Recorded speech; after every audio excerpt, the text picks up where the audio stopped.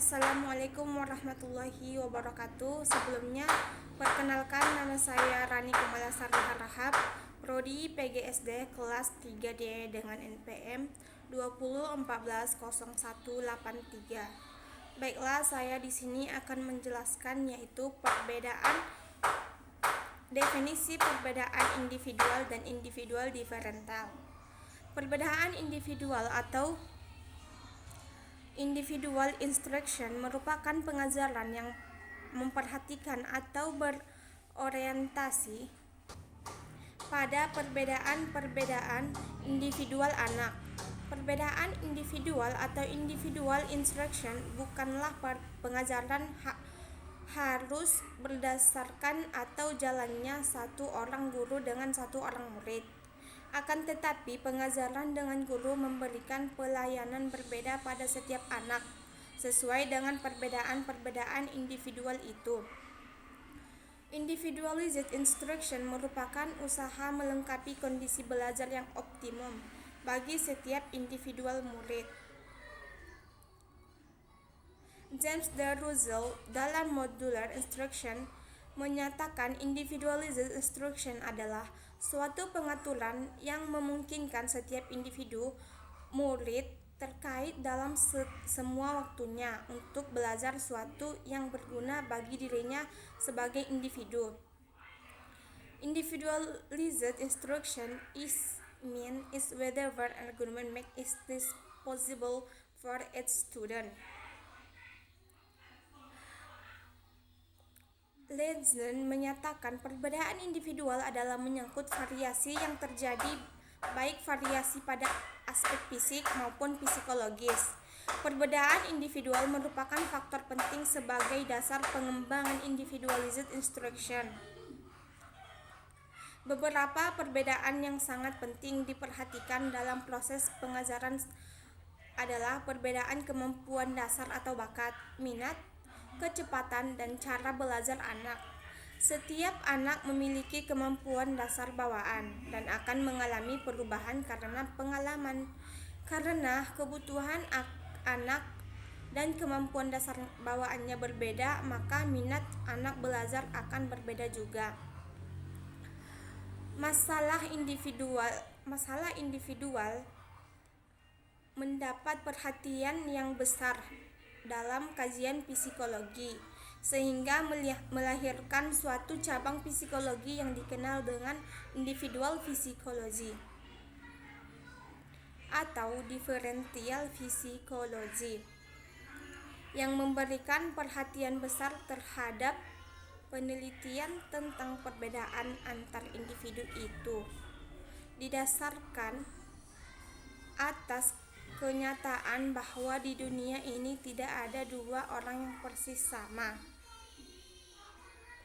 Sedangkan dalam tinjauan psikologi Islam, perbedaan individual tersebut dipandang sebagai realitas kehidupan manusia yang sengaja diciptakan oleh Allah Subhanahu wa Ta'ala untuk dijadikan bukti kebesaran dan kesempurnaan ciptaannya. Maka menjelaskan tentang proses penciptaan dalam surah Al-Mu'minun ayat 12-14, Allah telah memberi isyarat akan perbedaan individual ini. Dan sesungguhnya kami telah menciptakan manusia dari suatu saripati atau berasal dari tanah. Kemudian kami jadikan saripati itu air mani yang disimpan dalam tempat yang kokoh, yaitu rahim. Kemudian air mani itu kami jadikan segumpal darah. Lalu segumpal darah itu kami jadikan segumpal daging. Dan segumpal daging itu kami jadikan tulang belulang. Lalu tulang belulang itu kami bungkus dengan daging. Kemudian kami jadikan dia makhluk yang berbentuk lain. Maka Maha Suci Allah mencipta yang paling baik. Quran Surah Al-Mu'minun ayat 12-14. Kata-kata makhluk atau bentuk lain atau khalqan akhar yang terkandung dalam ayat di atas mengidentifikasikan betapa manusia sebagai makhluk individu memiliki ciri-ciri khas yang berbeda satu sama lain. Sejak zaman Nabi Adam, manusia pertama ciptaan Allah, sehingga saat ini tidak ditemukan seseorang yang memiliki bentuk persis sama.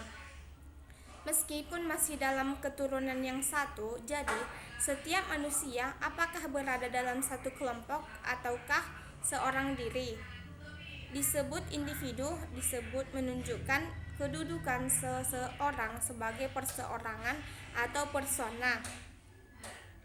Sebagai orang perorangan, individu memiliki sifat-sifat atau karakteristik yang menjadikannya berbeda dengan individu lainnya. Perbedaan inilah yang disebut dengan perbedaan individual atau individual difference. B. Perbedaan biologis.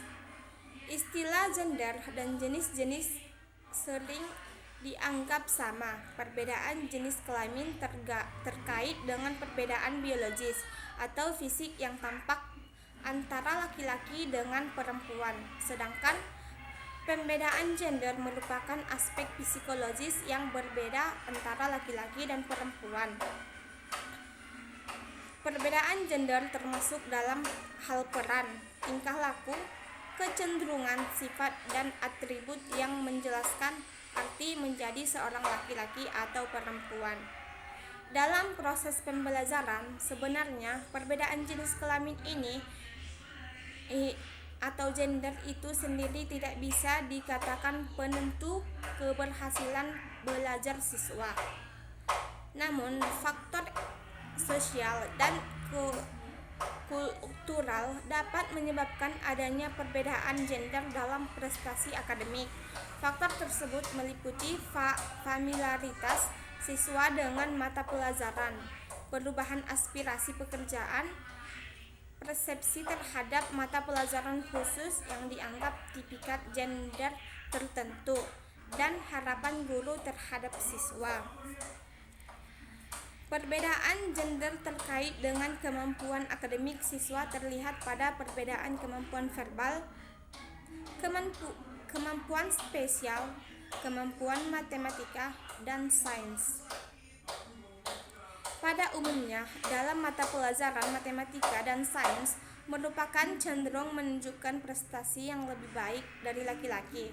Namun, pada tahun-tahun berikutnya, di sekolah menengah prestasi perempuan cenderung menurun, laki-laki menunjukkan prestasi yang meningkat.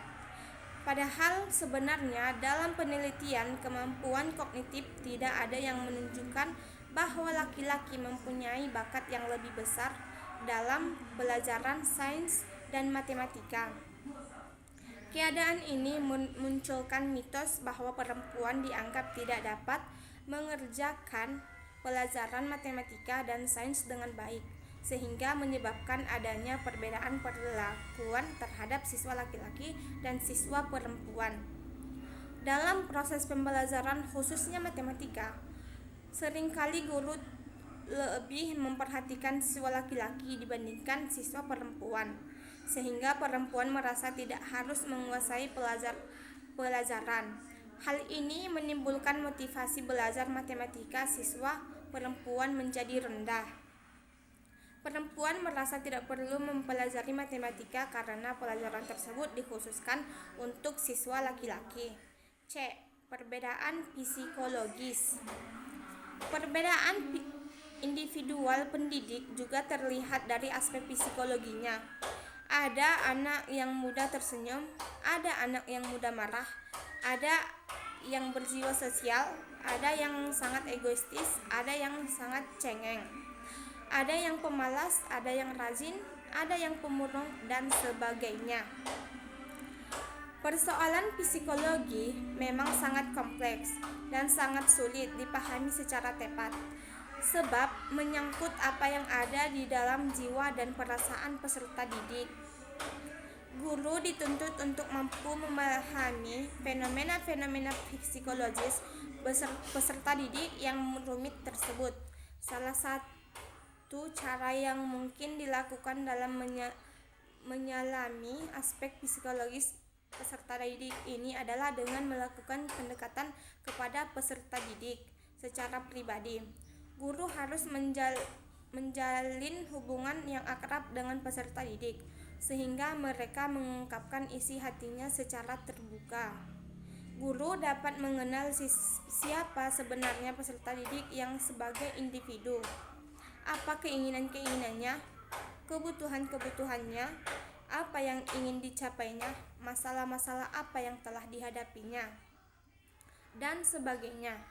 Guru mendekat dan mengenal peserta didik secara mendalam dan mencari cara-cara tepat untuk memberikan bimbingan dan membangkitkan motivasi belajar tertentu. D. Perbedaan intelijensi. Intelijensi adalah salah satu kemampuan mental, pikiran atau intelektual dan merupakan bagian dari proses-proses kognitif pada tingkat yang lebih tinggi. Secara umum, intelijensi dapat dipahami sebagai kemampuan untuk beradaptasi dengan situasi yang baru secara cepat dan efektif. Kemampuan untuk menggunakan konsep yang abstrak dan efektif, dan kemampuan untuk memahami hubungan dan mempelajari dengan cepat. Para ahli mendefinisikan dan merumuskan istilah intelijensi secara beragam. Namun, sebagian besarnya sepakat bahwa definisi dan rumusan istilah intelijensi memiliki sejumlah kualitas tertentu sebagai berikut. A. Bersifat adaptif, artinya dapat digunakan secara fleksibel untuk merespon berbagai situasi dan masalah yang dihadapi. B. Berkaitan dengan kemampuan belajar. Orang yang intelijen di bidang tertentu dapat mempelajari informasi-informasi dan perilaku-perilaku baru dalam bidang tersebut secara lebih mudah dibandingkan orang yang kurang intelijen. C. Istilah intelijensi juga merujuk pada penggunaan pengetahuan yang sebelumnya telah dimiliki untuk menganalisis dan memahami situasi-situasi baru secara efektif. D. Istilah intelijensi melibatkan interaksi dan koordinasi yang kompleks dari berbagai proses mental. Selanjutnya, atau E. Istilah intelijensi terkait dengan budaya tertentu atau perilaku yang dianggap intelijen dalam suatu budaya tertentu tidak selalu dianggap perilaku yang intelijen dalam budaya lain. Intelijensi diyakini sebagai unsur penting yang sangat menentukan keberhasilan belajar peserta didik dalam proses pendidikan sekolah. Namun, intelijensi merupakan salah satu aspek perbedaan individual yang perlu dicermati. Setiap peserta didik memiliki intelijensi yang berlainan. Ada anak yang memiliki intelijensi tinggi, ada anak yang memiliki intelijensi sedang dan rendah. Dengan adanya perbedaan individual dalam aspek intelijensi ini, maka guru di sekolah akan mendapati anak dengan kecerdasan yang luar biasa. Anak yang mampu memecahkan masalah dengan cepat, mampu berpikir abstrak dan kreatif. Sebaliknya, guru juga akan menghadapi anak-anak yang kurang cerdas, sangat lambat, dan bahkan hampir tidak mampu mengatasi suatu masalah yang mudah sekalipun. E. Perbedaan bakat. Bakat merupakan kemampuan khusus yang dibawa sejak lahir. Kemampuan tersebut akan berkembang dengan baik apabila mendapatkan rangsangan dan pemupukan secara tepat. Sebaliknya, bakat tidak berkembang sama, maka lingkungan tidak memberikan kesempatan untuk berkembang. Dalam arti ada rangsangan dan pemupukan yang menyentuhnya. Jenis-jenis bakat diantaranya: A. Bakat umum merupakan kemampuan yang berupa potensi dasar yang bersifat umum, artinya setiap orang memiliki. B. Bakat khusus merupakan kemampuan yang berupa potensi khusus, artinya tidak semua orang memiliki. Baiklah, cukup di sini yang saya jelaskan. Assalamualaikum warahmatullahi wabarakatuh.